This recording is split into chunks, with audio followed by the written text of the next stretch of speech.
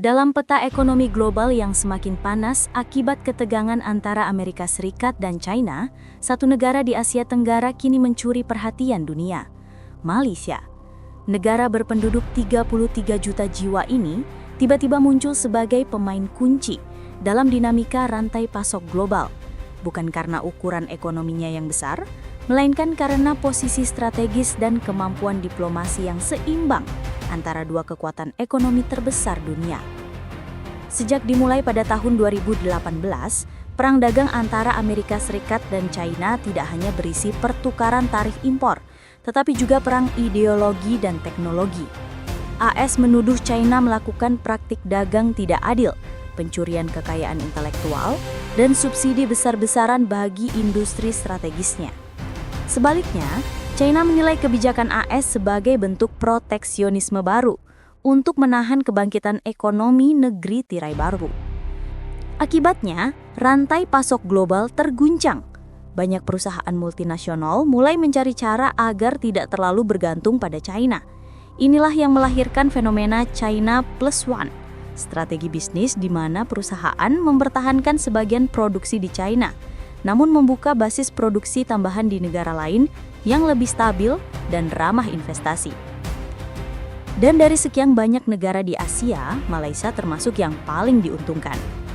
Secara geografis, Malaysia berada di jantung Asia Tenggara, perbatasan dengan Laut China Selatan, dekat dengan Singapura, dan punya akses langsung ke jalur perdagangan tersibuk dunia.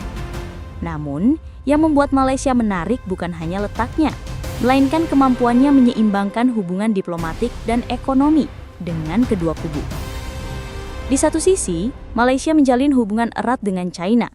Proyek-proyek besar seperti East Coast Railing atau ECRL dan Pelabuhan Kuantan melibatkan investasi raksasa dari Beijing. Di sisi lain, Malaysia tetap menjaga hubungan dagang dan keamanan dengan Amerika Serikat, termasuk dalam sektor semikonduktor dan elektronik yang sangat vital. Kedua negara besar itu memandang Malaysia sebagai mitra penting. Bagi China, Malaysia adalah pintu masuk ke ASEAN dan kawasan Indo-Pasifik. Bagi Amerika Serikat, Malaysia adalah alternatif produksi yang lebih netral dibanding Vietnam atau Indonesia yang cenderung lebih vokal secara politik.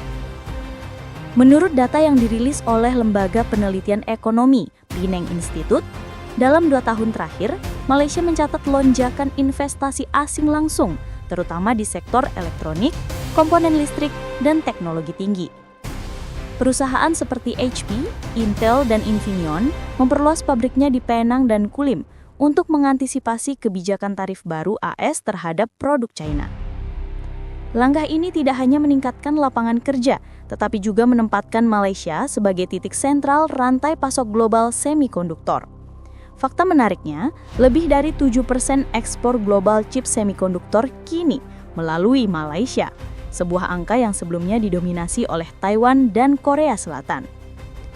Dengan kata lain, perang dagang yang memanas justru menjadi berkah bagi ekonomi Malaysia, at least untuk sementara. Pada akhir Oktober 2025, sebuah kabar diplomatik mengejutkan dunia.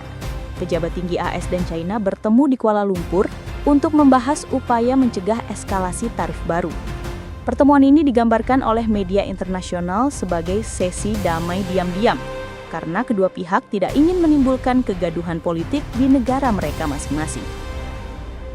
Sumber dari Reuters menyebut, Malaysia dipilih karena netralitas diplomatik dan kemampuannya menjaga kerahasiaan perundingan tingkat tinggi. Negara ini dianggap tidak memihak, tapi dipercaya oleh kedua pihak. Langkah tersebut mengukuhkan posisi Malaysia, bukan hanya sebagai korban perang dagang, tapi juga sebagai penengah dan mediator ekonomi global. Malaysia dikenal memiliki strategi politik luar negeri yang disebut hedging strategy, yaitu bersikap netral dan fleksibel tanpa terjebak pada blok tertentu. Mereka menerima investasi dari China, tapi tetap menjaga kerjasama militer dan perdagangan dengan AS. Mereka menolak tekanan untuk memilih satu pihak, namun memanfaatkan kedua sisi untuk keuntungan nasional. Pendekatan ini terbukti efektif. Saat negara lain sibuk memperdebatkan ideologi, Malaysia fokus pada stabilitas, perdagangan, dan investasi nyata. Bahkan Perdana Menteri Anwar Ibrahim beberapa kali menegaskan bahwa Malaysia tidak akan ikut dalam politik blok-blokan, melainkan akan bertindak berdasarkan kepentingan rakyat Malaysia. Efek dari posisi strategis Malaysia kini mulai terasa nyata. Lonjakan ekspor elektronik dan mesin ke AS dan Eropa karena tarif terhadap China. Peningkatan investasi teknologi tinggi terutama dari Jepang, Korea, dan AS. Kenaikan permintaan lahan industri dan tenaga kerja terampil di Penang, Johor, dan Selangor. Tapi di sisi lain ada juga tantangan besar. Malaysia kini harus menghadapi tekanan dari biaya energi, kelangkaan tenaga kerja ahli, dan perlombaan digitalisasi yang cepat. Tanpa peningkatan kapasitas industri, keuntungan sementara ini bisa cepat menguap, begitu arah politik global berubah. Meski sedang diuntungkan, Malaysia tidak boleh lengah. Negara-negara tetangga seperti Vietnam dan Indonesia juga gencar menarik investor yang hengkang dari China. Vietnam misalnya menawarkan biaya tenaga kerja yang lebih rendah, sementara Indonesia memiliki pasar domestik yang besar dan sumber daya alam melimpah. Jika Malaysia tidak mempercepat reformasi industri dan memperluas kemampuan inovasi, maka statusnya sebagai penentu bisa cepat tergeser. Beberapa analis pun memperingatkan bahwa Malaysia hanya titik transit sementara bagi perusahaan yang mencari stabilitas jangka pendek. Ironisnya, semakin dalam Malaysia terlibat dalam rantai pasok global, semakin besar pula risiko politik dan ketergantungan ekonomi. Jika AS memutuskan menaikkan tarif terhadap produk asal Asia Tenggara, Malaysia bisa ikut terdampak. Meskipun bukan target utama, sebaiknya jika China menekan negara-negara yang dianggap terlalu dekat dengan Washington, Malaysia juga berpotensi kehilangan dukungan investasi. Inilah dilema klasik negara menengah, dihormati tetapi juga terjepit. Malaysia harus pandai menyeimbangkan langkah agar tidak dianggap berpihak pada salah satu kekuatan besar. Pemerintah Malaysia kini mulai menyusun langkah untuk memaksimalkan momentum. Beberapa kebijakan yang mulai dijalankan antara lain, Program Digital Malaysia 2030 untuk menarik lebih banyak investasi teknologi.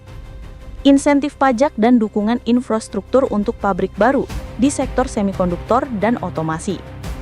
Peningkatan pelatihan tenaga kerja teknis agar siap bersaing di pasar global. Selain itu, Malaysia juga memperkuat hubungan dengan negara ASEAN lain agar kawasan ini bisa menjadi blok ekonomi penyeimbang terhadap dua kekuatan besar tersebut. Menteri Perdagangan Malaysia menyebut, ASEAN harus berdiri sebagai satu suara menghadapi tekanan tarif dari luar. Kita bukan pion dalam perang dagang, tapi pemain penting yang bisa menentukan arah. Jika tren ini berlanjut dalam 3-5 tahun ke depan, Malaysia bisa menempati posisi yang sangat penting di peta industri global. Kemungkinan besar, rantai pasok elektronik dunia akan semakin bergeser ke Asia Tenggara, dengan Malaysia sebagai simpul utama. AS dan China akan terus berusaha mempengaruhi kebijakan Malaysia, baik lewat diplomasi ekonomi maupun teknologi. Malaysia bisa menjadi zona damai ekonomi, tempat di mana kedua blok masih bisa bertransaksi meski hubungan politik memanas. Namun jika salah langkah, misalnya terlalu bergantung pada satu pihak, atau gagal memperkuat daya saing industri, maka posisi strategis ini bisa berubah menjadi bumerang ekonomi. Dalam dunia yang dipenuhi ketegangan, Malaysia menunjukkan bahwa negara kecil pun bisa memainkan peran besar jika mampu membaca situasi dan bergerak dengan cerdas. Dengan sikap netral, kemampuan diplomasi tinggi, dan fokus pada pembangunan ekonomi, Malaysia kini menjadi penentu arah baru dalam perang dagang AS-China. Bukan hanya sebagai penonton, bukan pula sebagai korban, tetapi sebagai pemain strategis yang dihormati kedua belah pihak. Bagi dunia, ini adalah pengingat bahwa kekuatan global tidak selalu ditentukan oleh siapa yang paling besar, tetapi siapa yang paling cerdas membaca peluang.